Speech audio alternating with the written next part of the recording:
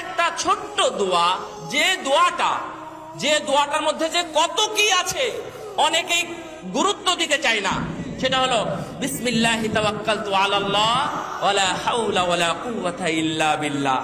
এটা অনেকে জানেন, তাই না?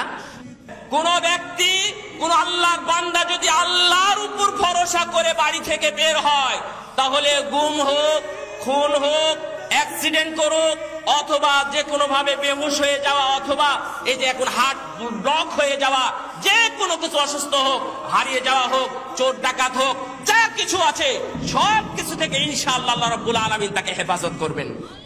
আপনি যদি আল্লাহ ভরসা করে বাড়ি থেকে বের হন, সন্তানকে যদি আপনি এই শিক্ষা দিন, ইনশাআল্লাহ হেফাজতের দায়িত্ব আল্লাহর উপরেই থাকবে ইনশাআল্লাহ।